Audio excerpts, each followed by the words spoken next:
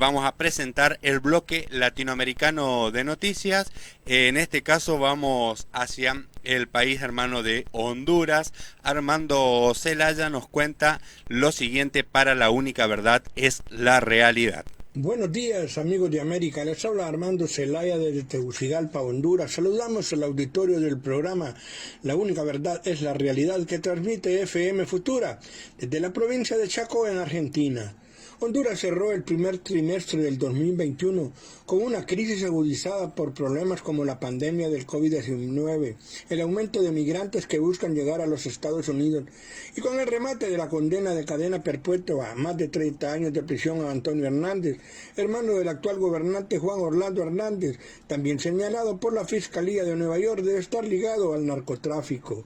El juez Kevin Castell, encargado de notificar la decisión de la Corte del Distrito Sur de Nueva York, detalló que basado en la libre elección de Juan Antonio de involucrarse en una vida de tráfico de drogas durante un periodo de 12 años, se afectó la vida de personas en los Estados Unidos. En su exposición, el juez retrata a Hernández como un facilitador para el transporte de la droga de otros capos del narcotráfico y agregó que tenía un laboratorio de cocaína en Colombia. Es de buena familia, viste bien y tiene una gran sonrisa, dijo el juez previo a leer la sentencia. Remarcó que Tony vendió protección en representación del gobierno de Honduras a poderosos capos, incluidos el mexicano Joaquín El Chapo Guzmán Loera. Los ingresos del sentenciado se estiman en 148 millones de dólares y se le señala de responsable de varios asesinatos, dijo Castell. La Fiscalía apuntó que Hernández no mostró arrepentimiento durante la audiencia del martes. En su alegato final, Fernández expresó que su defensa no hizo el trabajo que debió hacer y dijo sentirse engañado.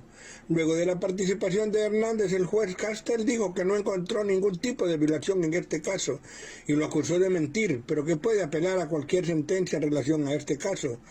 Por su parte, en el proceso, la Fiscalía de Nueva York incluyó decenas de toneladas de cocaína que fueron introducidas a Estados Unidos y agregó que Honduras es uno de los países claves para el pase de las drogas desde el sur del continente americano y que es uno de los países más violentos del mundo. Insistieron en señalar al presidente Juan Orlando Hernández como una pieza clave para que Tony mandara decenas de toneladas hacia Estados Unidos. Él es un personaje malo y junto a su hermano fueron el centro del tráfico de drogas. Ambos usaron protección de las autoridades de su país, sentenció el fiscal.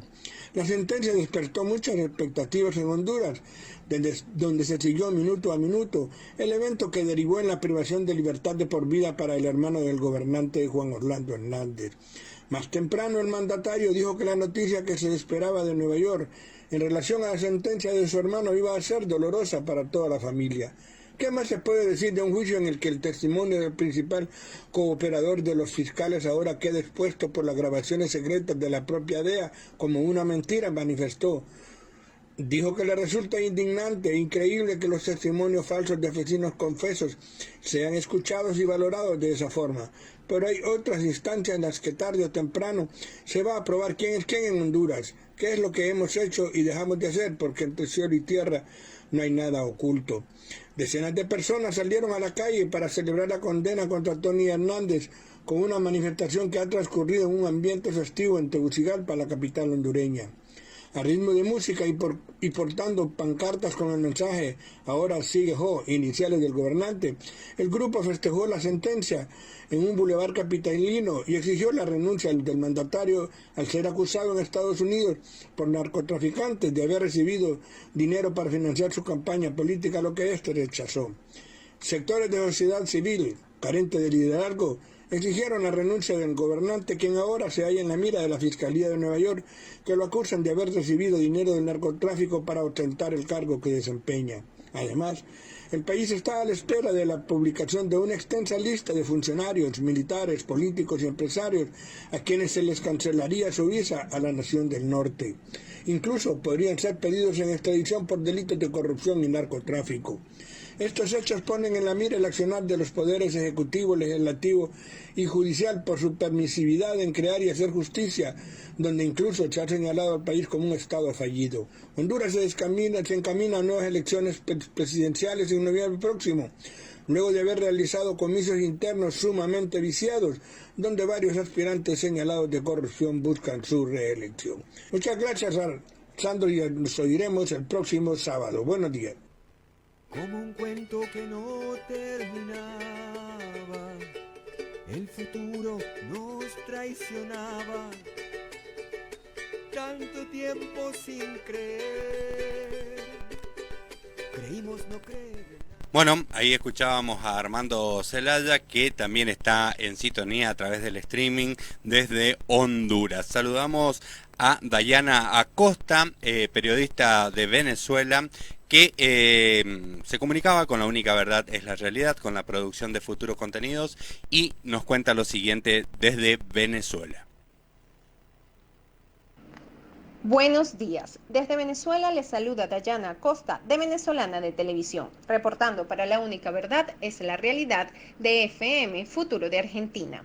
Venezuela culmina la Semana Santa cumpliendo una cuarentena social, colectiva y voluntaria debido al COVID-19. Y es que tras la llegada de la variante brasileña P1 y P2, en el país se han registrado un aumento de pacientes que no se veía desde mediados de agosto de 2020.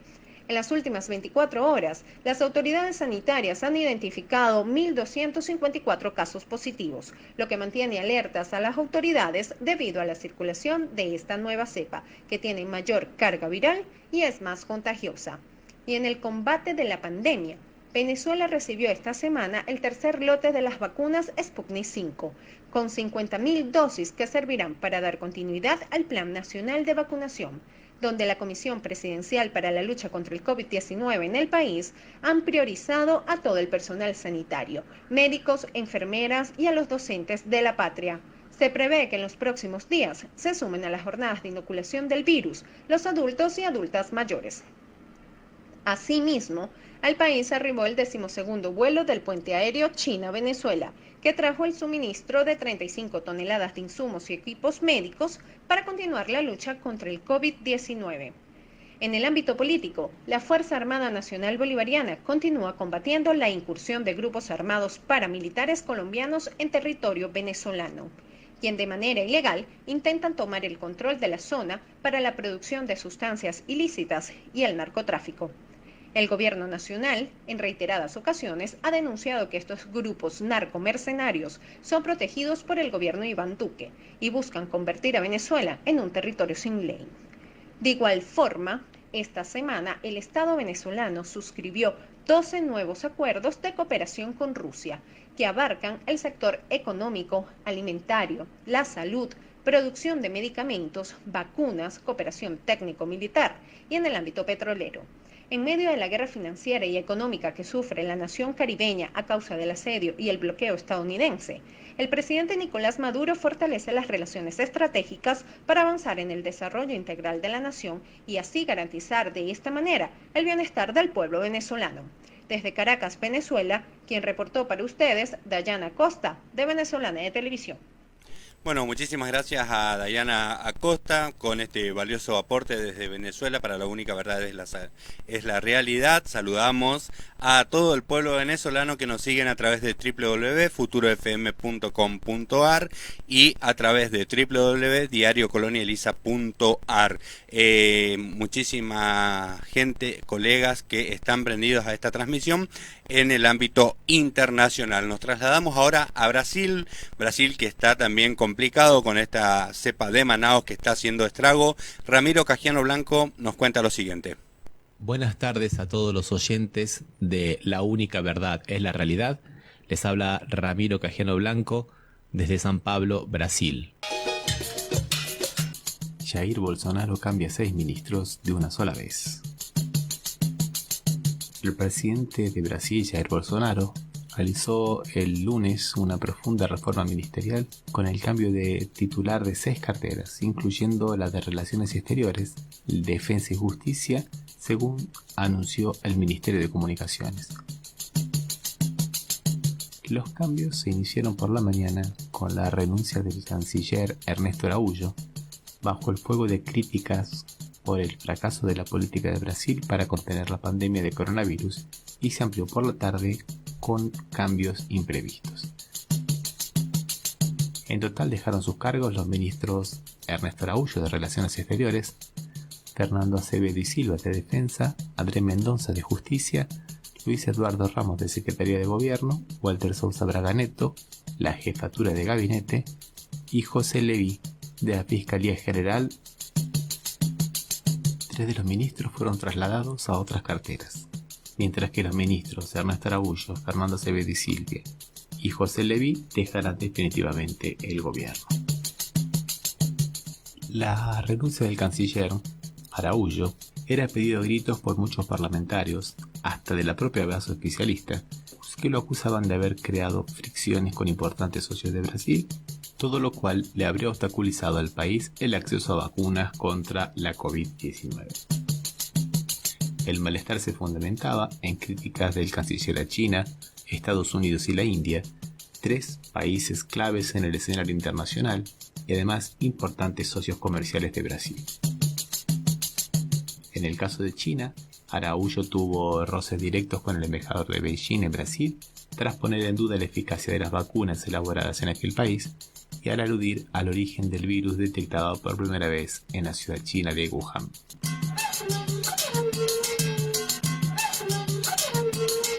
Crisis política en Brasil. El gobierno de Bolsonaro también anunció la salida de los 3 comandantes de las Fuerzas Armadas.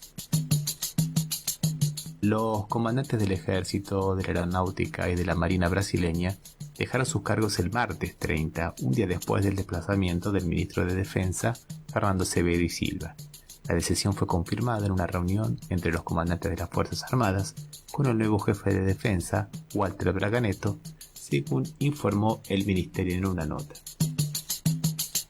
La salida sorpresiva de Acevedo y Silva, ahora seguida por la salida de los jefes de las 3 fuerzas, alimentó especulaciones sobre un intento del presidente Jair Bolsonaro de buscar un alineamiento de los militares con el gobierno, intentando politizar los cuarteles en un momento de crisis política agravada por la pandemia.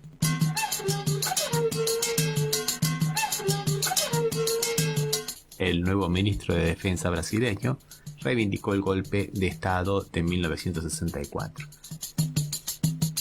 El nuevo ministro de Defensa de Brasil, el general retirado Walter Braganeto, reivindicó el martes el golpe militar el día 31 de marzo de 1964, que instaló una dictadura de 21 años hasta 1985, por considerar que las Fuerzas Armadas intervinieron para garantizar libertades democráticas. La declaración oficial del Ministerio de Defensa, en línea con el pensamiento del presidente Jair Bolsonaro sobre la dictadura, fue lanzada horas después de que la caída de los 3 jefes de las Fuerzas Armadas por negarse a alinearse con la política contra la pandemia del coronavirus del jefe de Estado. Es el tercer año consecutivo que el Ministerio de Defensa reivindica el golpe, al que llama de movimiento por orden de Bolsonaro, quien considera como los mejores gobernantes de Brasil a los dictadores Humberto Castelo Branco, Arthur Costa y Silva, Emílio Garrastazu, Medici, Ernesto Geisel y João Batista Figueiredo, todos fallecidos sin haber sido acusados o sancionados en virtud de la Ley de Amnistía de 1979, que aún sigue en vigor.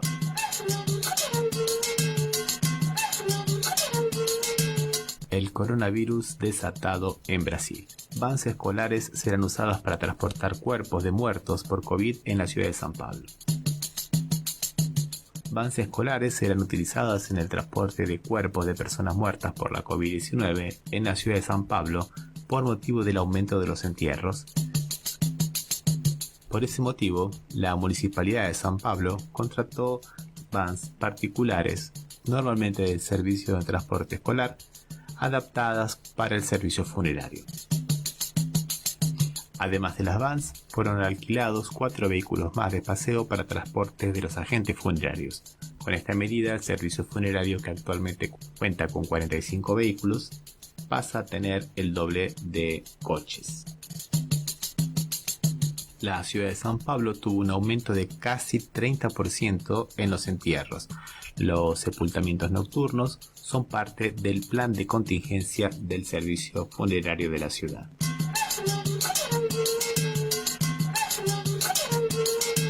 Por otro lado, el desempleo en Brasil llegó al 14,2%, mientras que la informalidad llega al 39,7%. La tasa de desempleo en Brasil fue del 14,2% en el trimestre de noviembre-enero, según datos publicados el miércoles 31 por el Instituto Brasilero de Geografía y Estadísticas. Se trata de la mayor tasa en este periodo desde el 2012, cuando empezó la serie histórica. De esa manera, hay 14,3 millones de desocupados en Brasil, un dato caótico en general que se ve agravado por la pandemia del nuevo coronavirus y el aumento del costo de vida en el país y la falta de ayuda de emergencia económica efectiva. El nivel de desocupación se mantuvo estable respecto al trimestre anterior, 14,3 de agosto a octubre, pero hubo un incremento del 19,8% respecto al mismo trimestre móvil finalizado en enero del 2020, que era del 11,2%. Además, hubo un aumento de la informalidad, con el aumento de 3,6% en el número de empleados sin contrato laboral en el sector privado con relación al primer trimestre anterior, lo que representa un incremento de 339.000 personas. La población desanimada, la que busca empleo, asciende a 5,9 millones de habitantes, la cifra más alta desde el inicio de la serie histórica de la encuesta en 2012. Desde Brasil informó Ramiro Cajiano Blanco para La Única Verdad es la Realidad. Bueno, ahí escuchábamos al profesor Ramiro Cajiano Blanco desde Brasil con este detallado informe para La Única Verdad es la Realidad. Ahora nos trasladamos al país vecino, Paraguay, desde Asunción. Rubén Ayala Vera se comunicaba con Futuros Contenidos para la producción del programa La Única Verdad es la Realidad y nos cuenta lo siguiente. Paraguay está atravesando el peor momento en su sistema de salud desde que inició la pandemia. Los números de contagios y muertes a consecuencia del COVID-19 han llegado en estos días a su nivel más alto, ubicando a Paraguay entre los dos países junto con el Brasil con más alto porcentaje de muertes diarias por millón de habitantes en la región. Los hospitales están totalmente colapsados, los trabajadores de salud cansados y con dificultad para conseguir los medicamentos e insumos necesarios para pacientes internados. Mientras tanto, la vacuna tarda en llegar. Este panorama sombrío ha llevado a la población a desarrollar prácticamente 3 semanas de protestas en las calles de la capital del país y en importantes puntos del interior. Organizaciones sociales, campesinas, sindicales, estudiantiles y ciudadanía autoconvocadas salieron a las calles con el lema de "que se vayan todos". La mala gestión de la salud pública ante la pandemia, la falta de medicamentos e insumos en los hospitales, la poca efectividad de trámites para la obtención de las vacunas y por sobre todo la acusación de inmoral corrupción en plena pandemia son algunas de las denuncias que la ciudadanía viene haciendo en las calles céntricas de Asunción, en importantes ciudades del interior y a través de las redes sociales. El gobierno paraguayo se endeudó por 1.600 millones de dólares para enfrentar la pandemia, fundamentalmente para fortalecimiento del sistema de salud. Sin embargo, esto no sucedió. A partir de allí, la paciencia de la población llegó a su límite. ¿Dónde está el dinero? ¿Qué se hizo con el préstamo? Basta de robar. Son carteles que se repitieron en todas las manifestaciones. En un momento de pico más alto de contagio y ya en situación de colapso sanitario, la incertidumbre se agudiza debido a la falta de gestión efectiva por parte del gobierno por conseguir vacunas para la población. Las manifestaciones pedían la renuncia del presidente de la República, Mario Abdo Benítez, y del vicepresidente Hugo Velázquez, ambos del Partido Colorado, un partido de casi 70 años en el poder y que ha sostenido a la dictadura de Stroessner. Los partidos de oposición con bancada en el Parlamento presentaron el libelo acusatorio intentando un juicio político, pero este no prosperó, ya que el partido de gobierno mayoría en el Parlamento evitó que eso sucediera. La rabia de la ciudadanía tiene también su argumento en bases estructurales que por años viene sufriendo la población. La pobreza, la desigualdad social, la poca inversión en educación y salud y, frente a ello, la gran corrupción e impunidad en la misma esfera del Estado. La ciudadanía está convocando nuevamente a manifestaciones para luego de la Semana Santa, más aún ahora que 3 estudiantes están encarcelados desde que una dependencia del local del Partido Colorado haya sufrido un incendio en el último día de manifestación. La única señal esperanzadora es que la ciudadanía ya no se calla y sale a exigir, reclamar y denunciar a un gobierno incompetente y una corrupción que incluso en el momento más álgido de la pandemia parece no parar. Desde Asunción, Paraguay, informó Rubén Ayala Vera, Voces Paraguay. Muchísimas gracias al compañero Rubén Ayala Vera, que hizo su aporte para La Única Verdad es la Realidad, detallando el panorama que está viviendo el país vecino de Paraguay. Con esta última intervención desde Paraguay, culminamos este bloque latinoamericano.